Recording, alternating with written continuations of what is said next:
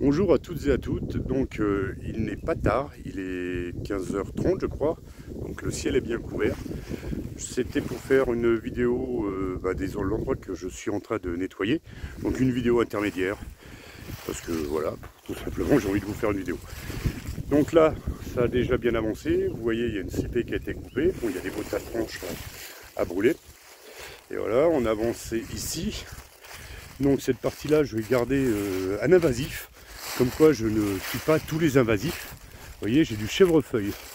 Alors le chèvrefeuille, c'est une liane, ça arrive à faire crever un arbre, hein, ça arrive à l'enserrer. Alors que le lierre n'est pas une liane et le lierre ne tue pas les arbres.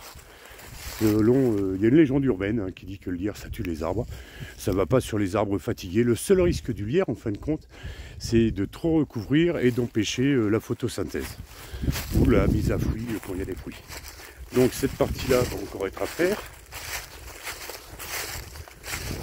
Voilà, vous voyez, tout ce qui est un peu couché, tordu et tout va être coupé. Donc celle-là, ça y est, là, cette CP-là a été faite. Hein. Et ici, l'endroit. Donc là, l'endroit, c'est un endroit où il y avait un tas de bois au début. Je ne sais pas si vous vous souvenez, un tas de saleté qui traînait. Donc on découvre des choses, hein, je vous montrerai un peu. Donc voilà, des gros cailloux, du plastique. C'est beau la biodiversité, hein, selon certains. De la ferraille. Alors, encore de la ferraille. Hein, vous voyez, on a quand même abattu pas mal. Des bouteilles d'orangina.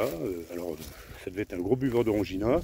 Alors ici, il y a une cuve pour cuire les aliments pour les cochons. En dessous, c'est un chauffe-eau. Derrière, il y a les vestiges. D'une remorque, ce qu'on appelait un... Alors, je sais plus le nom exact. C'était où on mettait le foin ou le bois. C'était un char, voilà, les vestiges d'un char à chevaux. Alors là, vous voyez, encore de la biodiversité, hein, du beau plastique. Alors les CP, voilà, ça c'est la première coupe. Voilà, la première coupe qu'on fait, on coupe assez haut. Hein. Et puis après, on rabote hein, complètement avec la tronçonneuse.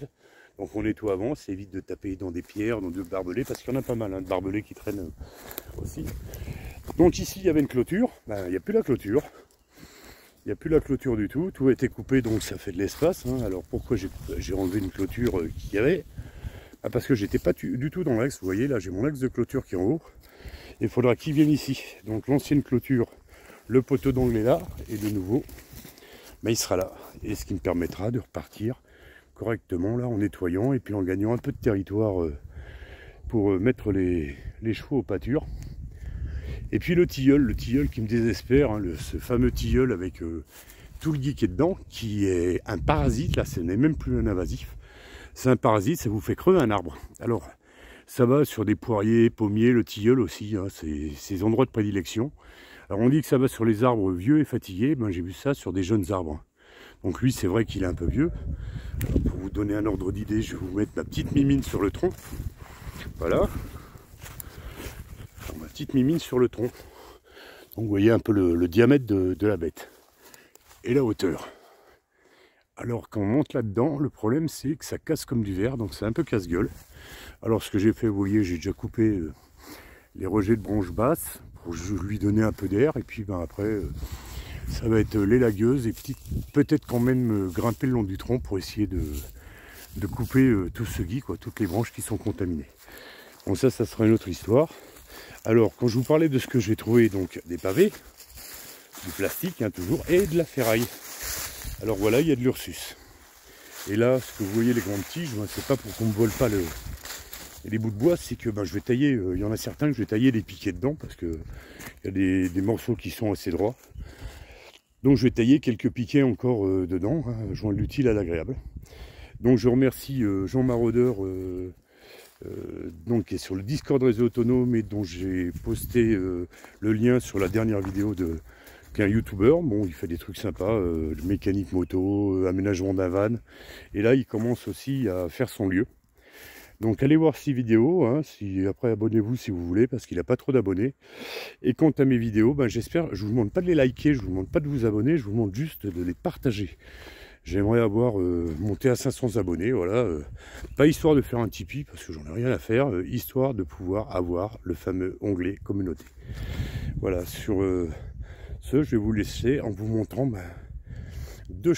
trois chaînes qui sont en face du chemin, mais qui sont pas à moi. Ah oui, je reviens au chemin. C'est vrai que j'ai oublié des trucs. Là. Voilà le chemin, vous voyez.